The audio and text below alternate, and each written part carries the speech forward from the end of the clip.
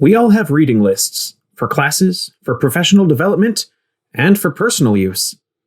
Reading lists are a way to organize our resources into one place and keep everything streamlined. But what if you wanted to add a resource paper, or a website, or even a YouTube video? You could create folders and documents with links to what you need, or jot down the keywords on a napkin or note in your phone, but you don't want to keep that napkin forever, do you? It is now easier than ever to keep your course materials organized thanks to the Course Materials and Reading List service provided by the University of Alberta Library. This program is organized, succinct, and easily adaptable and shareable. Students and staff alike can add your reading list to their profiles, making it accessible anywhere at any time. So, what is it exactly? This Course Materials and Reading List service is an online database of whatever academic and non-academic materials you find useful for your personal research and for the classes you teach. These materials can include texts, books, academic articles, BuzzFeed listicles, podcasts, videos, images, or even just a website. It is all conveniently curated by you while being expertly assisted by the University of Alberta Library. Even if you want to catalog the physical books you already have. Just type in the ISBN and the reading list will work its magic and fill in the rest for you. Still want more? Okay. You can organize the materials by citation.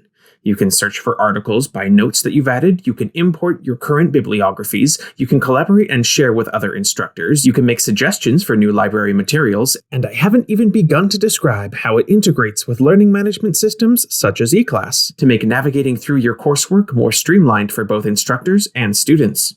Why are we using this new program instead of just sticking with our LMS? In the broadest terms, your LMS is where you're going to keep your assessments, assignments, and course outlines. If it is a document you've created, it will live in your LMS. The Reading List service will house direct access to all of the support materials. You will be able to assign the materials to your specific course code and then organize them so students will have a clear way to identify what materials are designated for each week, topic, or unit of your course that you've created on your LMS. The Reading List service and your LMS work best when used in tandem with one another. They are each other's companion, working together to make each course flow as smoothly as possible while providing curated resources for students. The Reading List service is linked to our libraries here at the University of Alberta. A dedicated team of library staff can provide information on the availability of the texts needed, review and investigate access of materials, or purchase copies if they are available. I know what you're thinking. I could just post a document with all of my readings in my LMS, so why would I go to all this trouble? Well, I'm glad you asked.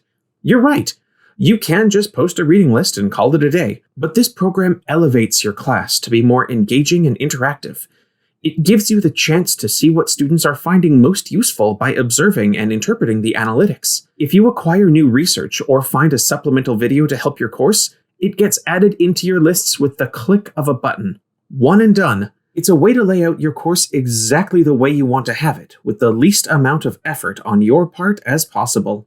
The library also has detailed instructions on how to set up your reading lists. The link to that website is in the description below. Now go out and compile your reading lists, and make sure to check back for updates and announcements, as well as tips to help you get the most out of the course materials and reading list services.